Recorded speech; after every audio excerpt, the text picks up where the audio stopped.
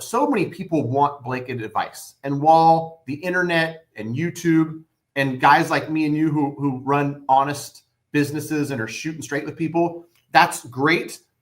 When it comes to the point to where like, I've got to make a decision. Should I do a home equity line of credit? Should I do a cash out refinance? Should I do neither? You have to have a conversation about your specific scenario. Folks, we have likely been hearing for years how Texas and now Florida are crashing the housing market. I just want to give you the other side of the coin. I have just learned in the last 24 hours that apparently Seattle, aka King County, is now experiencing bidding wars. We talked to a top 1% agent there, and they gave us multiple examples of bidding wars going 10, 12, 15, 18, and yes, even 20% over list price to win. This is not something I bring you with all that excitement. I think a bidding war environment is frankly horrible. I think it is not healthy. I think this is a sign that in some markets, there are buyers with a lot of cash, probably tech-heavy markets. And there are also markets in Florida that are getting decimated by insurance and other things that are seeing price declines. I thought I would talk to Matt, the mortgage guy, who does cover 48 of the 50 states, and see what's going on with buyers. Is he seeing buyer demand pick up? Is he seeing people waive conditions? Are we still getting seller buy downs? Are sellers taking lower prices? So what does Matt, the mortgage guy, say? Buyers, sellers market, what's going on? Yeah, I love this conversation, Mike, because it's important for people to hear this, because you don't know what you don't know. As a consumer, you flip on the news and it's like real estate is, softening and people are able to negotiate $75,000 off the purchase price. Well, that's one market at one price point. There's so much stuff going on. And so it's important for people to know, like you said, there can be these markets that are extreme sellers markets where stuff is flying off the shelf. I'm not surprised that Beth talked about Seattle and you mentioned tech. Somebody who works for NVIDIA, I don't know what the stat was, but 80% of their employees are multimillionaires. Yeah, I think the average is $10 million. It's crazy. Right. And so if you work for a tech company and your restricted stock units that you get every year, are adding $1 million a year to your salary, whether you pay 1.6 or 1.8 in San Jose, you're like, whatever, I don't care. I'll pay 1.8. And so that's what's going on in those markets. There was, I think it was a Zillow map where they had some blue dots and some red dots, and they had a scale: extreme buyers market, extreme sellers market, and the higher the number, I think it was a more extreme sellers market. San Jose was one of those markets. Yeah, no doubt. And it's tech 1,000% guarantee. It's because of people that are getting rich in tech and AI and some of these companies like NVIDIA. Then you get somebody who says, I'm in contract in Alabama. I looked at it and I wrote some notes down, because this is actually somebody from the ORaaT community. I know that when he uses the term disrespectful offers. That's a sign. That's a signal. I looked. Oh yeah, I'm glad. All my chicken scratch. Sometimes I can find my notes. Sometimes I can't. Yeah. This property was listed for $275 in August.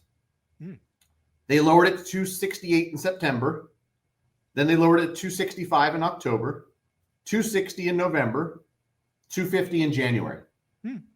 He's in contract, Mike, for $197. In his eyes, he was like, this is disrespectful. Started at $275, had got themselves over 6 months down to $250, and he said, how about $197? And I don't know how all the negotiations went, but he's in contract. I love that you brought that up. I had another example in our school community. Heath, he found a house that was listed at 200, and again, through back and forth, follow up, doing the work, he got it for 145. Nice. It happens. So there are areas and there are properties where this exists, 20, 30% off of the list price. Like you mentioned, Florida has seen softening. I've seen different parts of Texas, but people need to remember, when we talk about, there can be some markets where there's a lot of competition and you got to pay above ask to even get your offer looked at. There's other markets that are the opposite, where you're getting steep discounts, and those markets can be in the same state. You can have Odessa, Texas doing one thing and Austin, Texas doing something different. You can have Sacramento, California doing one thing. And on top of that, we've talked about this a lot, maybe not recently, the market at entry level, or call it the median in Sacramento, might be doing one thing, and luxury stuff at 2 million might be the complete opposite. So you might have 17 offers on a $500,000 house and no offers for 180 days on stuff that's above 1.5 million. Exactly. Same market, different buyers, different,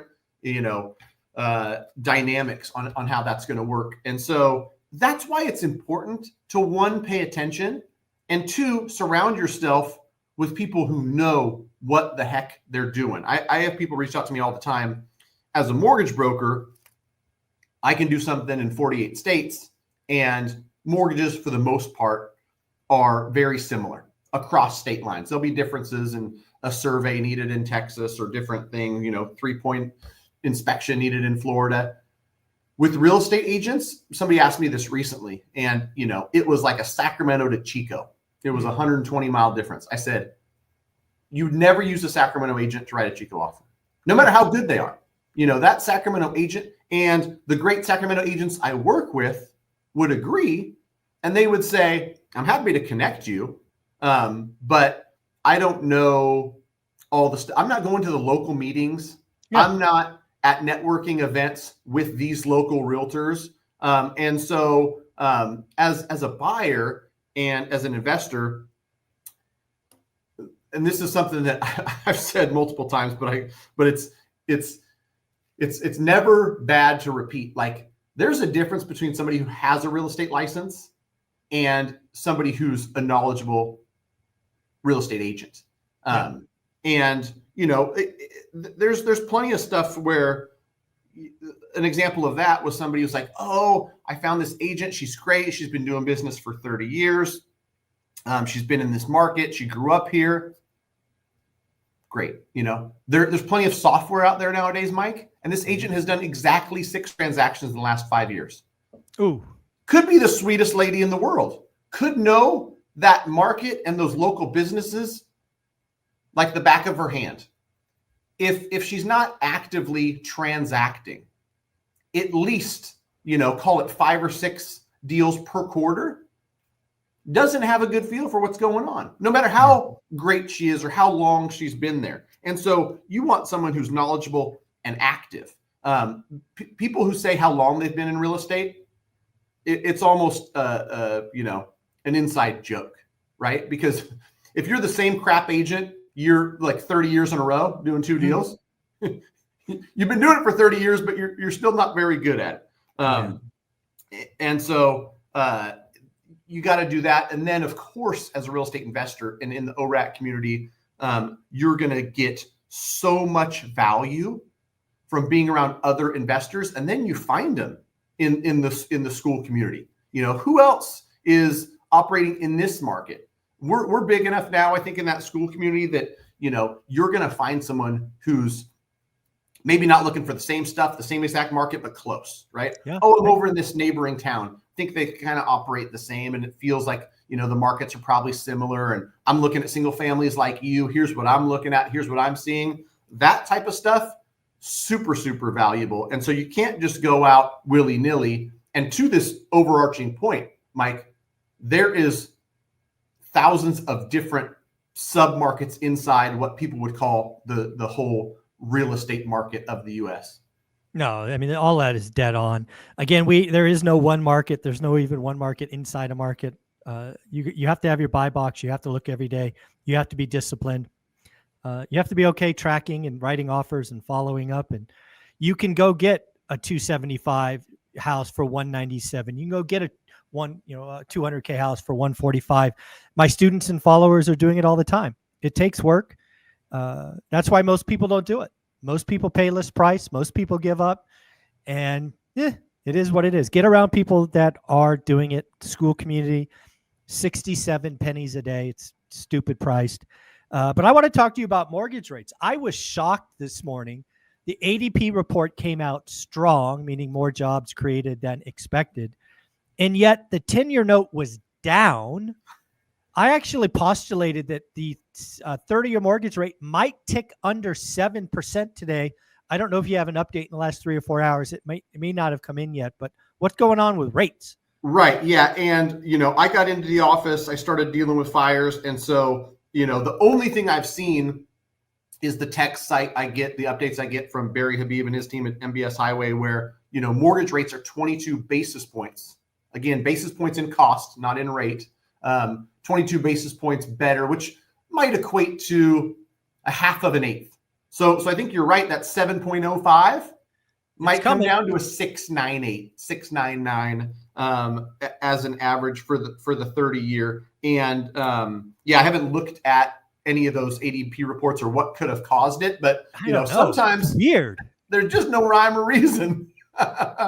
Yeah, I haven't figured it out yet. I spent a little time digging around. Again, the trend that we've had for the last 6 months: strong jobs, higher rates because the Fed won't cut. Well, right. We just got strong jobs and rates went noticeably lower. Right. So right. I'm still scratching my head trying to figure it out. And the last thing we got today was Mortgage Business Daily, or whatever it's called, MBA, said that purchase demand down, refi demand up. I'm just curious what you're seeing out there.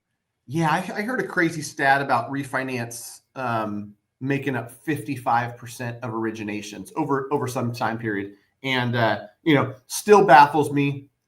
And, I'm going to continue to preach and try to help people, even if it, in the, short term might feel like it hurts my business, because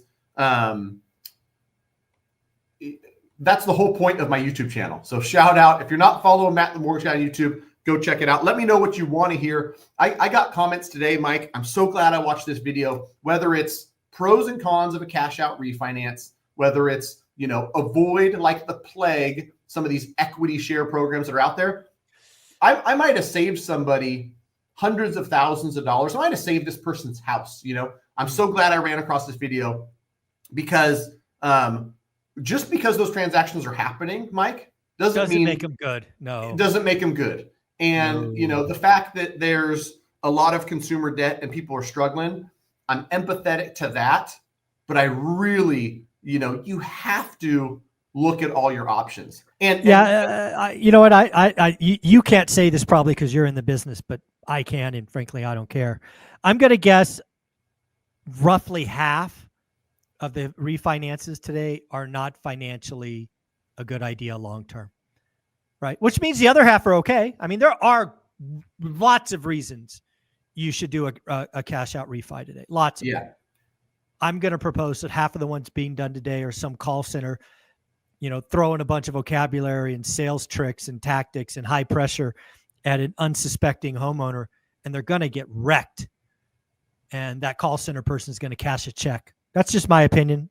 I hope I'm wrong. Yeah. And like you said, some of them make sense. Everybody's situation is unique. And that's where, so many people want blanket advice. And while the internet and YouTube and guys like me and you who run honest businesses and are shooting straight with people, that's great. When it comes to the point to where, like, I've got to make a decision. Should I do a home equity line of credit? Should I do a cash out refinance? Should I do neither? You have to have a conversation about your specific scenario. Every single thing that is, yours and yours only when it comes to scenario, to help decide that.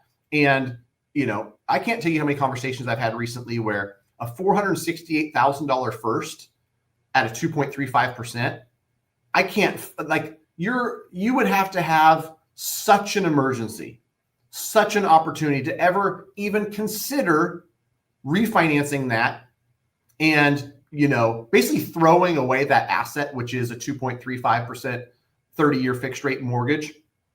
That $100,000 in equity that you want to tap for a great opportunity or to consolidate bills. When you've got equity, there's home equity lines of credit available. Yeah, and so there are other options. Go get a second. Go get an equity line. Go do something else. Don't. For most homeowners, at 2.3% 30-year money, that's going to be your best financial asset of your freaking lifetime. Yeah, I haven't done everything right in my life, Mike, but I've got 6 mortgages that are sub 3.1% from the You're winning. right. You All are I've got to do is hold on to and pay that debt, and over the next decade or two, I'll have millions and millions in equity and real estate that I could choose to do whatever I want with. So if you're looking to connect with us, greatmortgagebroker.com. I was listening to something yesterday. It came from a surprising place where they were just harping on people. You have to know your numbers and get yourself pre-approved. Coming from me, it just sounds like a sales pitch. It's absolutely free. We do a soft pull, so your credit's not affected. You're going to spend, me and my team's time and energy. You're under no obligation to work with us, right? Even though I hope if we spend 6 months and 97 hours advising you, I hope we do end up working together. But whether it's us or somebody else, that's something that people need to do as a first step, right? There's so many things to learn about real estate, to study your market and all that. Don't skip one of the most important steps, which is getting yourself pre-approved and knowing those numbers. Awesome. Matt, you're amazing. Go to greatmortgagebroker.com. Thanks, bud. Thanks, Mike.